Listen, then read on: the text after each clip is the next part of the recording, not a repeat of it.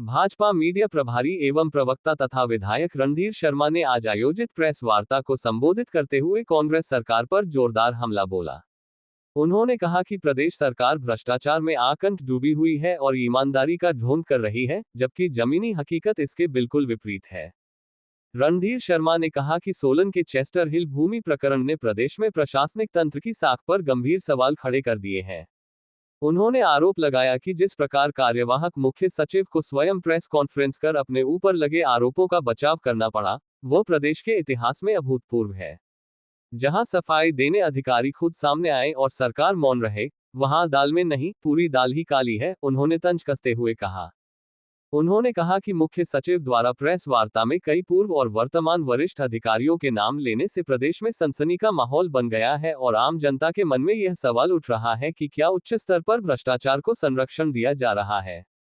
उन्होंने आरोप लगाया कि सरकार भ्रष्ट अधिकारियों को न केवल बचा रही है बल्कि उन्हें एक्सटेंशन देकर महत्वपूर्ण पदों पर बैठा रही है। रणधीर शर्मा ने कहा कि मुख्यमंत्री कार्यालय आज फैसलों का केंद्र कम और कमीशन कल्चर का अड्डा ज्यादा बन चुका है। उन्होंने आरोप लगाया कि प्रदेश में ठेकेदारों के भुगतान तक कथित कमीशन के आधार पर हो रहे हैं, जिसकी सेटिंग है उसका भुगतान, बाकी का इंतजार। ये स्थिति अत्यंत चिंताजनक है। पंजाब दस्तक के लिए सुरेंद्र राणा की रिपोर्ट। भारतीय जनता पार्टी का आरोप है कि वर्तमान प्रदेश सरकार हिमाचल प्रदेश में जहां भ्रष्ट अधिकारियों को संरक्षण दे रही है, वहीं उन्हें उच्च पदों पर बैठाकर सम्मानित भी कर रही है। हम सब ने देखा पिछले कई दिन से सोलन जिला के चेस्टर हिल का मामला उजागर हुआ, मीडिया में भी आया, विधानसभा के अंदर भी उसको उठाया गया, परंतु सरकार की तरफ से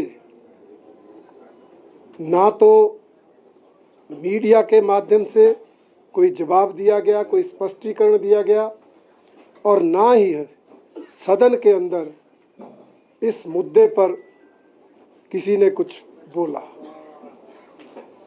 हम सब जानते हैं 3 दिन पहले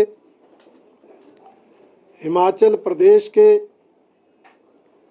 कार्यवाहक चीफ सेक्रेटरी श्री संजय गुप्ता जी ने इस मुद्दे को लेकर विधानसभा परिसर में प्रेस वार्ता की, प्रेस कॉन्फ्रेंस की।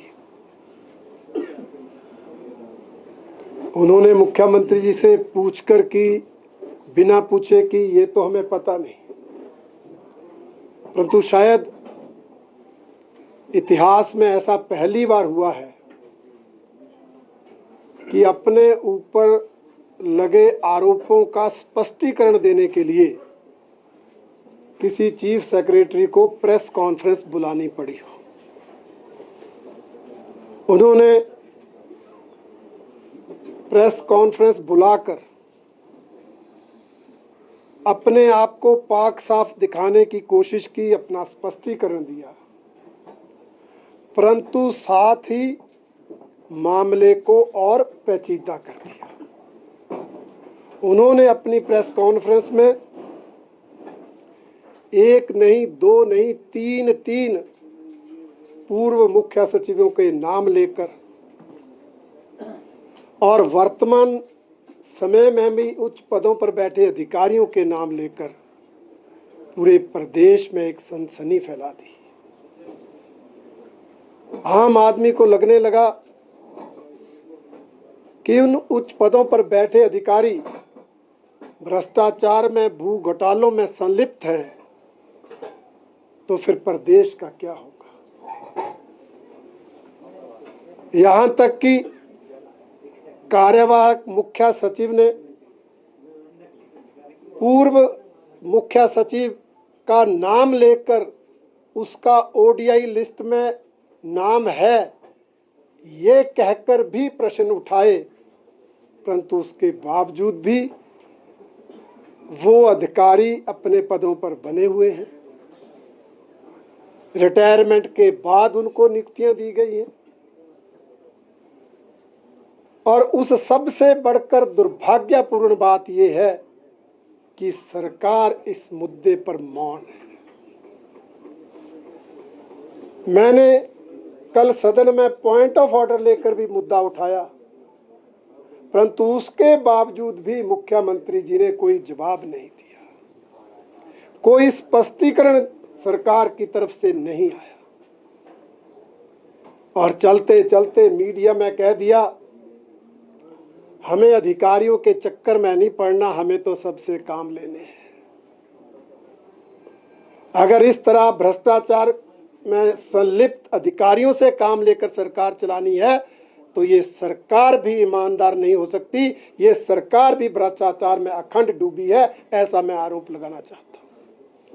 जिस सरकार के प्रमुख पदों पर बैठे अधिकारी भ्रष्टाचार में संलिप्त हों और मुख्यमंत्री चुप हों, वो सरकार ईमानदारी का ढोंग पीटे, इस पर कोई विश्वास नहीं करेगा।